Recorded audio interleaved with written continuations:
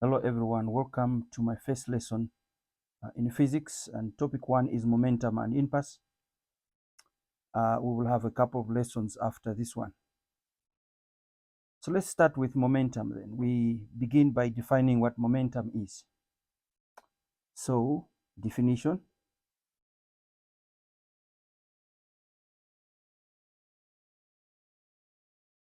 Momentum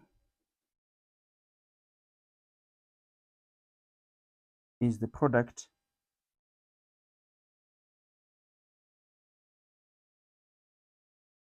of mass and velocity of an object. So that's the definition of momentum, the product of mass and velocity of an object. So what is the symbol then for momentum? The symbol for momentum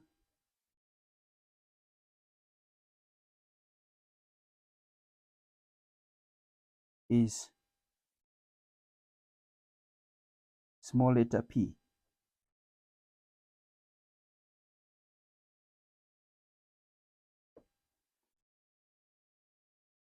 And so let's look at the mathematical definition then of momentum.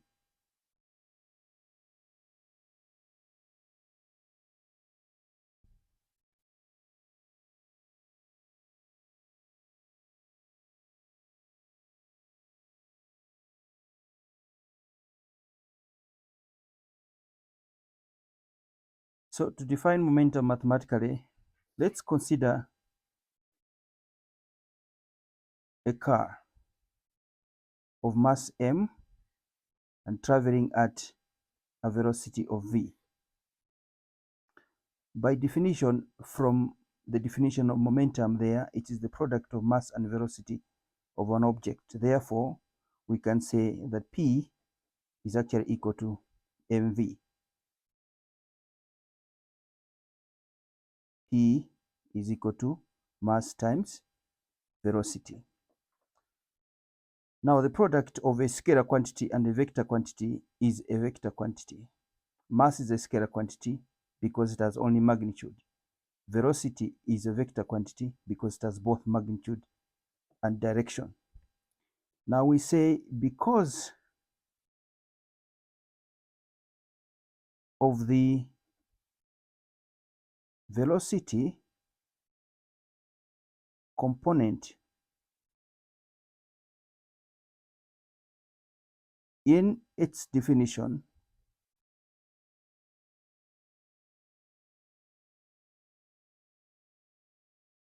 momentum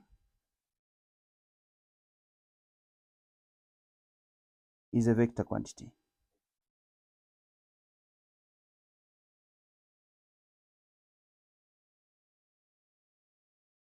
That means it has both magnitude and direction. Now let us look at the SI unit of momentum. The SI unit of momentum comes from the mathematical definition of momentum. So SI unit, System International Unit of momentum, is obtained as follows. SI unit of P is equal to SI unit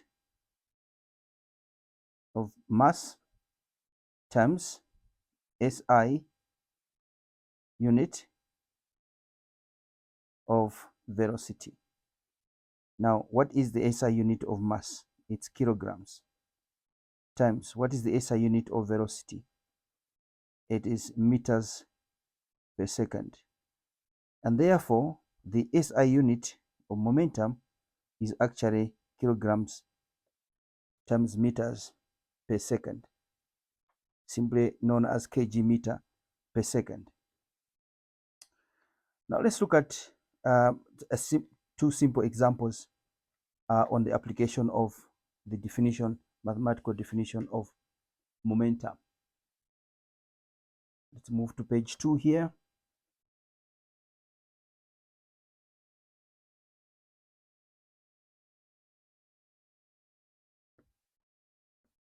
Examples.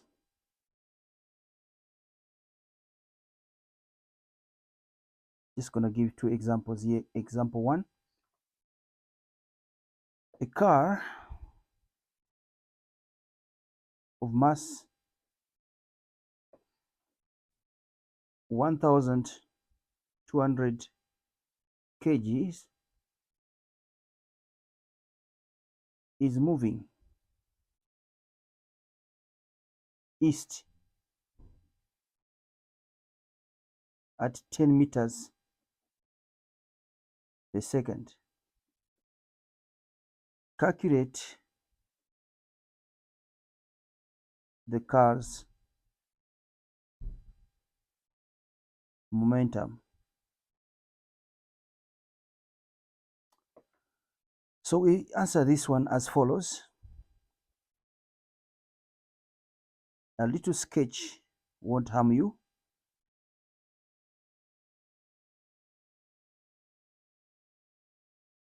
Traveling east at 10 meters per second, and our understanding is that that's our eastern direction, and obviously that's north.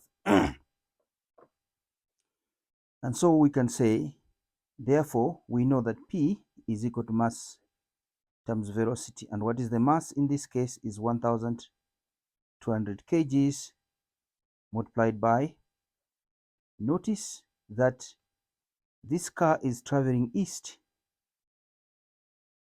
And if we take east as our positive direction, the velocity should carry a plus sign.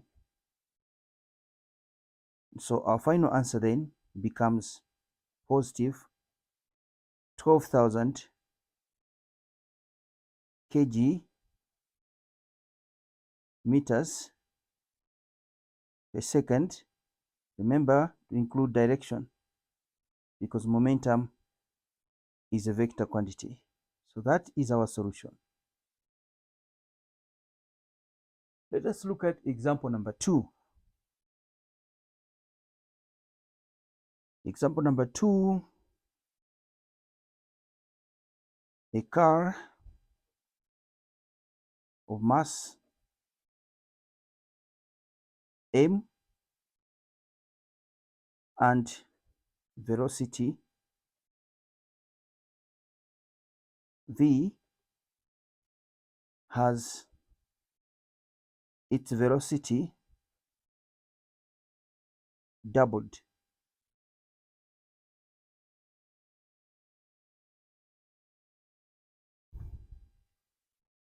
If the car's initial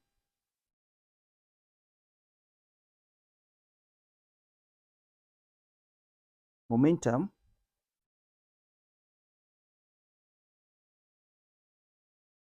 is p, comma, determine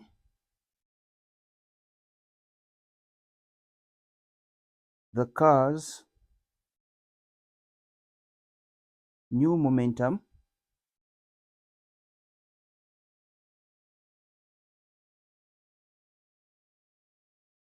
p sub new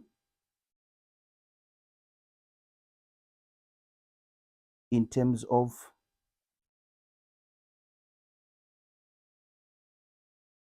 p. So example number 2 says a car of mass m and velocity v has its velocity doubled. Nothing is mentioned about mass, so we can assume mass stays the same. And the question is, if the car's initial momentum is p, determine the car's new momentum p sub new in terms of p. So again, our answer, little sketch won't harm you.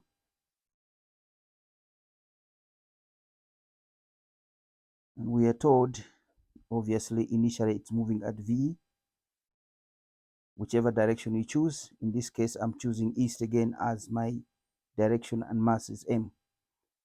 So this is case 1. So P in this case is just m times v from the mathematical definition of momentum that we've already given you.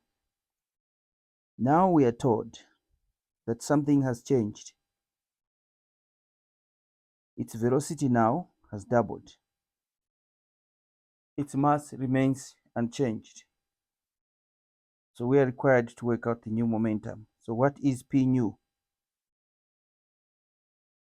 Is going to be equal to mass times velocity, which is 2v. And if you do the maths here, you are going to find it's actually 2 mv. But if you remember up here, we said P is mv. So I can simply say this is exactly equal to 2p. So P new is equal to 2p in terms of P. This brings us to the concept of direct proportionality. Momentum is directly proportional to velocity as long as mass stays constant, which means if velocity is doubled, momentum is also doubled. If velocity is increased by a factor of 3, momentum is also increased by a factor of 3. If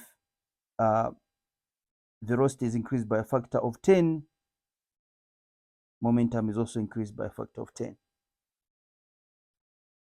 Now, let's move to the next step then in the discussion we are having here of momentum and impasse. Now I want to talk about change in momentum. So let's go to page number 3 here. We're talking now about change in momentum.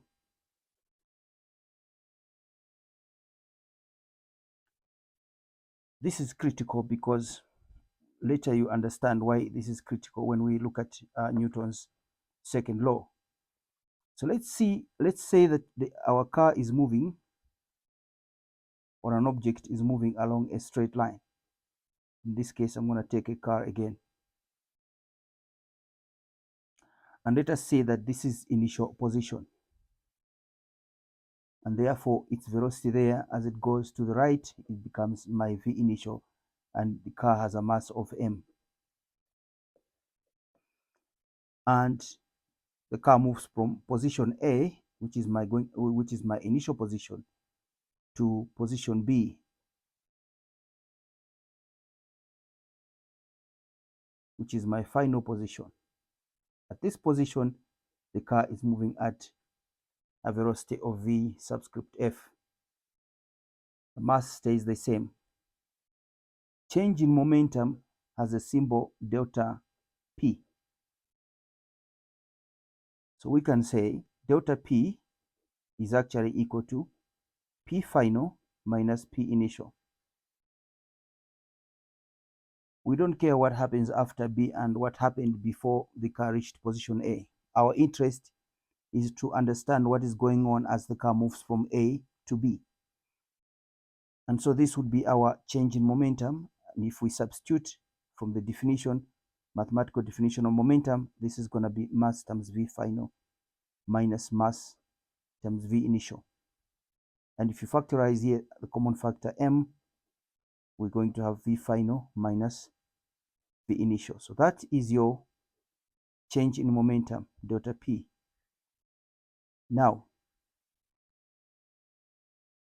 obviously, the car is going to take some time to move from A to B. Let us say that it covers that distance in delta t seconds as our time.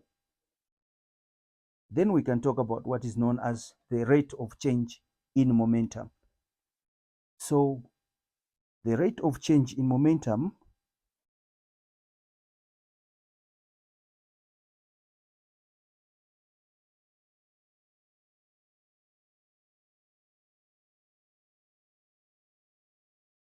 is simply obtained by dividing change in momentum by change in time. In other words, change in momentum and the time it takes for momentum to change from mv initial to mv final. What does this mean? This means if you look at this equation here, we're dividing by delta t on the left hand side.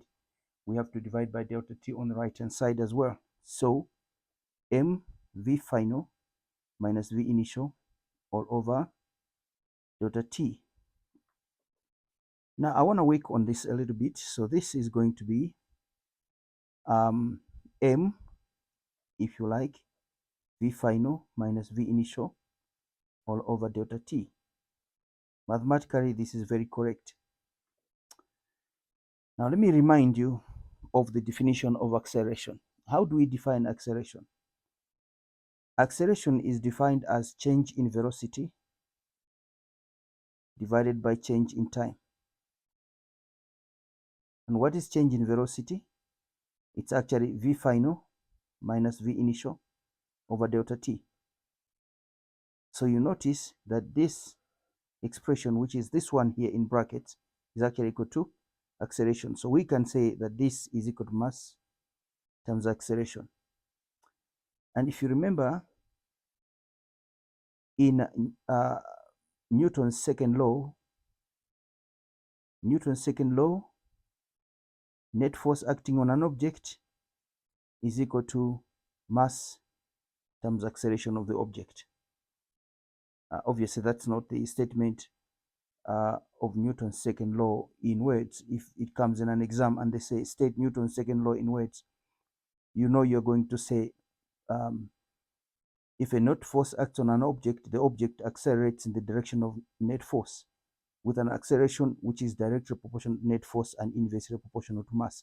So you have to, if you want to look at the inverse proportion of acceleration and mass, you would have to make acceleration subject to formula. You will see that it's actually equal to F net over mass. There is your inverse relationship there. With net force constant, acceleration will be inversely proportional to mass. So, but that's not what I'm interested in. I'm interested in the fact that net force is actually mass times acceleration. So we can say that this is actually equal to the net force acting on our car as it moves from A to B. So what are we saying then? We are saying that change in momentum, rate of change of momentum is actually equal to net force. This is a very serious equation because it allows us, firstly, to state Newton's second law in terms of momentum, which I'm going to do shortly, as follows. Let's go to page 4.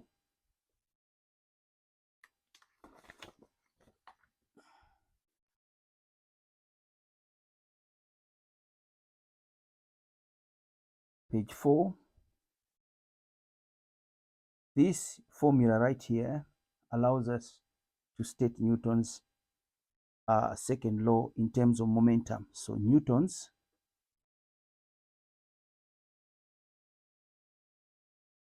second law in terms of momentum. What does it say? It states that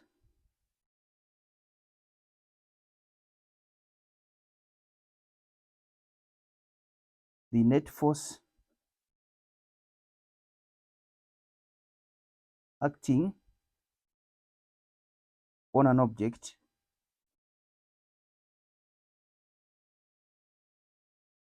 is equal to the object's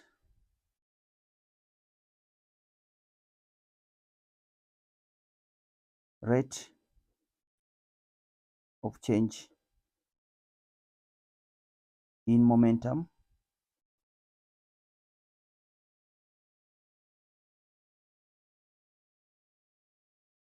some people say in the direction of net force. But if you remember the definition of the equality of vectors, we say that two vectors are equal if and only if they have the same magnitude and direction. So here, net force is a vector. Rate of change in momentum is also a vector. And if we say the two are equal, they must be equal in both magnitude and direction. And therefore, it is, in my opinion, not necessary to say that the rate of change in momentum must be in the direction of net force, because the equality of the two forces guarantees the fact that these two forces must be, these two vectors must be equal in both magnitude and direction. So it states that the net force acting on an object is equal to the object's rate of change in momentum. If you want, you can say in the direction of net force, but I'm not interested in that. So this is how we would state Newton's second law in terms of momentum. But let's look at this equation again. Let's look at this equation again. A second look at delta P over delta T is equal to F net. If you multiply both sides by delta T, you're going to form the delta T is cancel this side.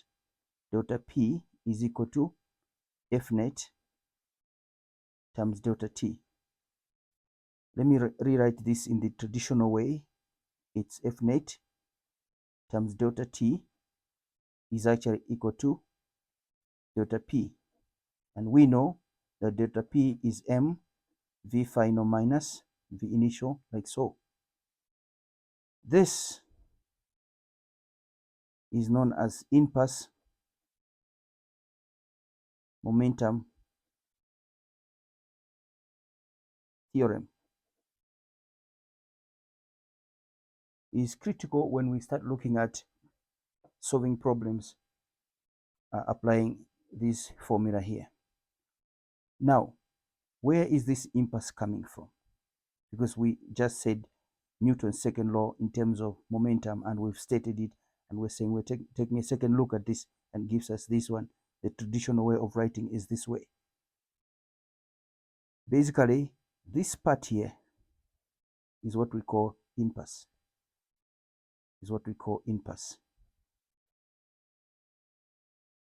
Impasse is actually the product of net force and the time that the net force stays in contact with the object in which it is acting. So let's define impasse then.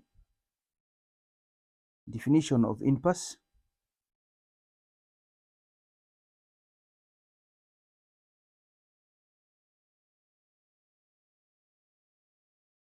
We define impasse as it is the product of net force acting on an object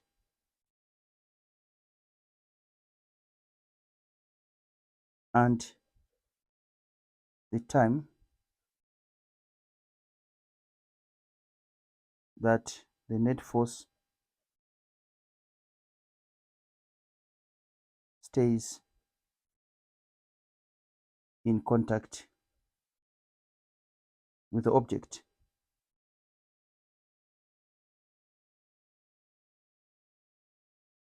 You can simply define it also as the product of net force and contact time. But to be more precise, it is the product of net force acting on an object and the time that the object and the time that the net force stays in contact with the object. Right, so I will end lesson 1 on momentum and impasse with an example. Let's move to page 5, just one example, and then we'll carry on next time. Page 5, just one example here.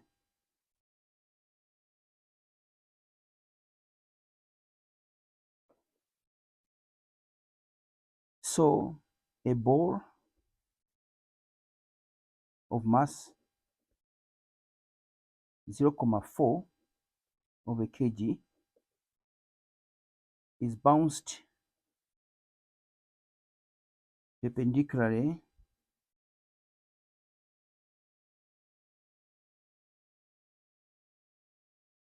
off the wall as shown below.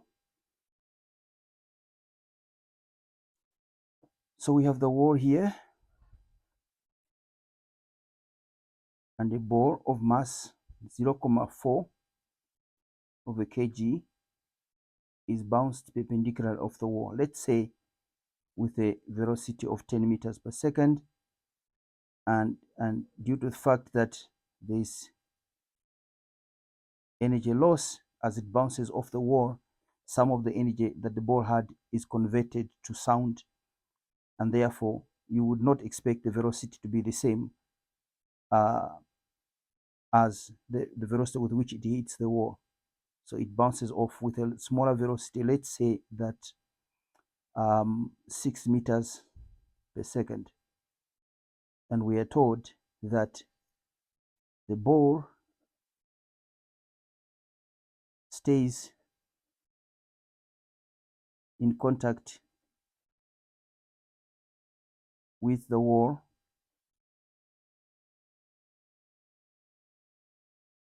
for 0.02 of a second.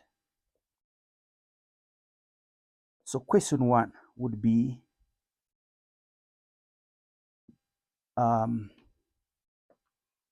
define the term impasse.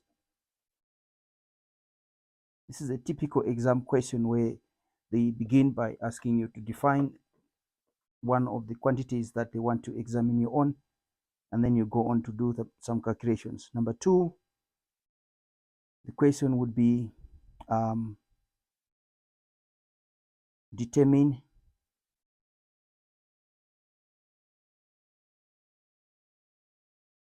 A, impasse on the ball,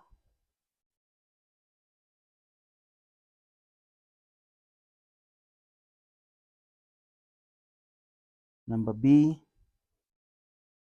the force that the wall exerts on the ball. Number 3, it would be how does the force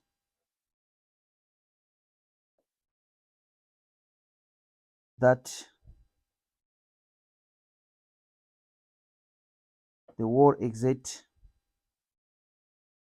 exerts on the ball compare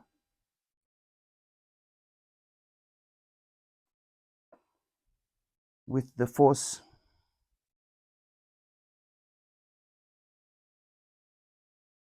that the ball exerts on the wall. Give a reason for your answer.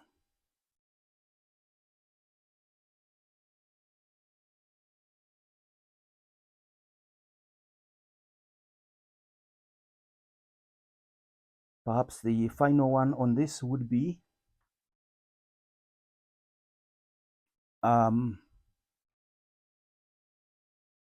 number 4,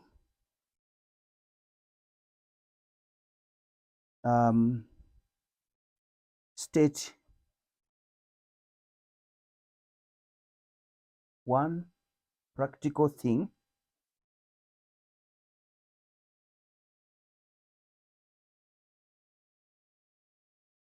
that can be done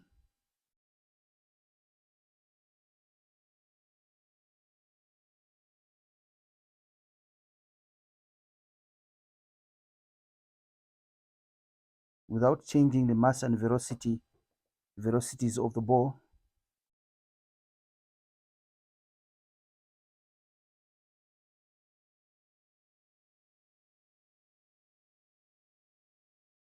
Without changing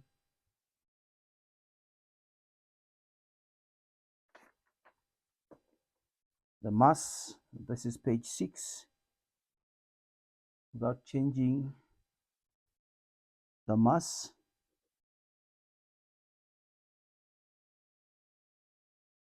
and velocities of the ball. So what state one practical thing that can be done without changing the mass and velocities of the ball in order to increase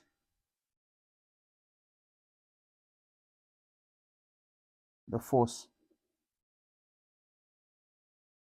that the wall exerts on the ball.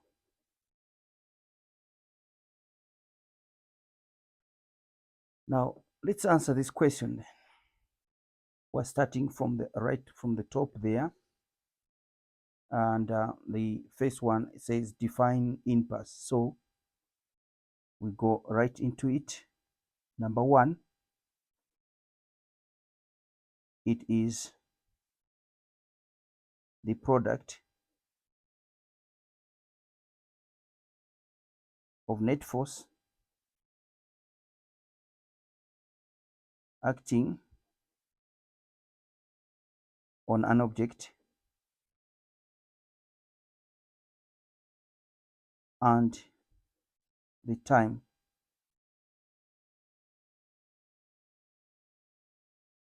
that this net force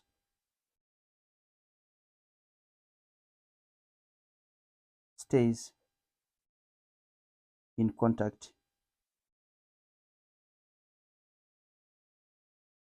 with the object. It's a product of net force acting on an object and the time that this net force stays in contact with the object, or it is a product of net force and contact time. Let's go to number two. It says determine impasse on the ball. So we have to use impasse momentum theorem there.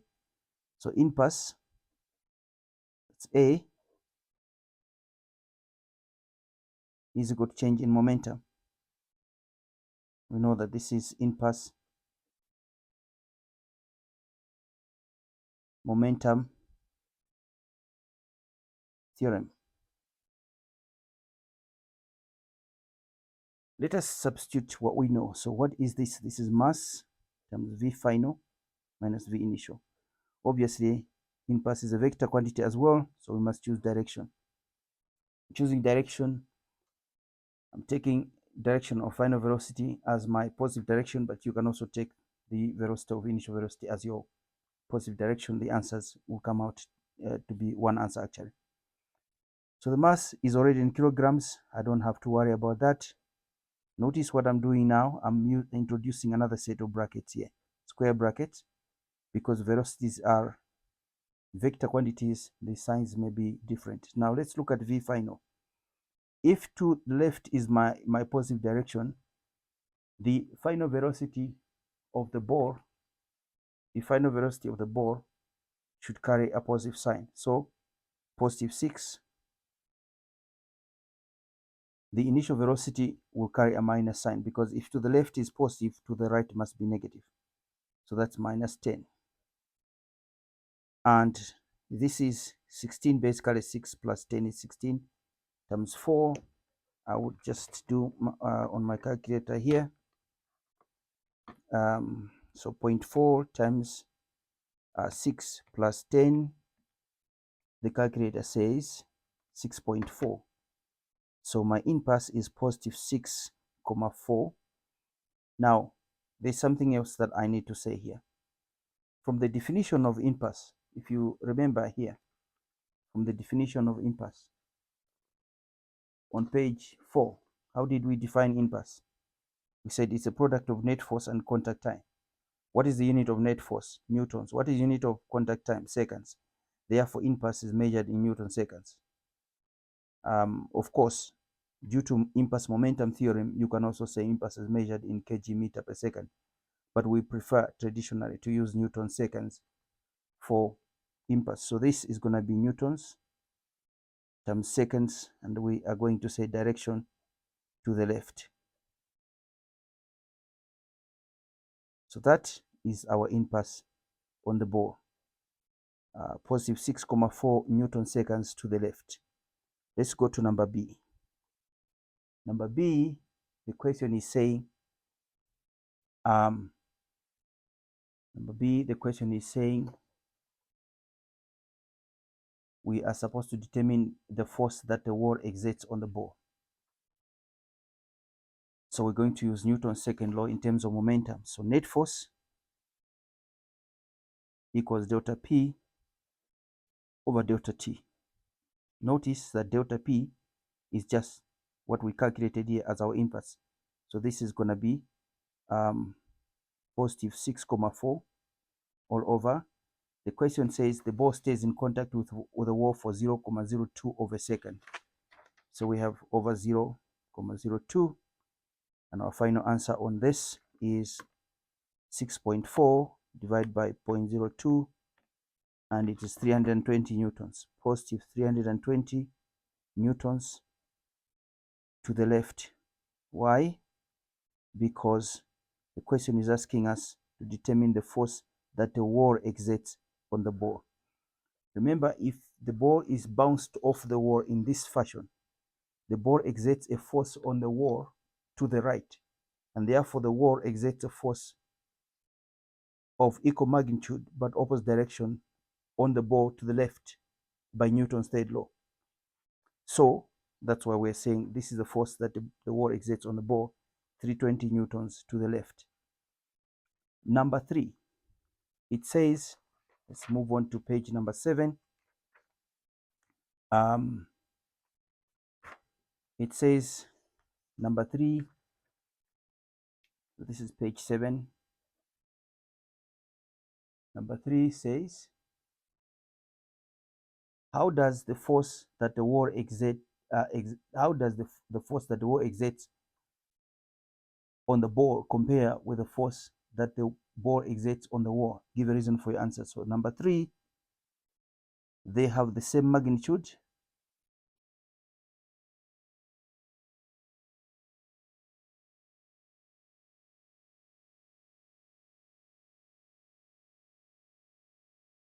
But opposite directions. One is acting to the right, the other one is acting to the left. Notice I didn't say but different directions. We say opposite directions, not different directions, because different directions may mean north or south and so on. But in this case, it's to the right or to the left. And the reason for that is because of Newton's third law, which basically says if body A exerts a force on body B will exert a force of equal magnitude but opposite direction on body A. That's Newton's third law. Question number 4, state one practical, and that's our last question on this one. State one practical thing that can be done without changing the mass and velocities of the ball to increase the force that the wall exerts on the ball. So we're not allowed to change the mass. We're not allowed to change the velocities of the ball. What can we do? The answer is to increase the force. So we are using here F net is equal to change in momentum over delta T. Notice what they are mentioning, mass and velocities are both covered in change in momentum. Nothing is said about contact time. So this is what we need to work on. In order to increase net force, we have to decrease contact time because these two guys are inversely proportional to each other. So how do you decrease contact time? By applying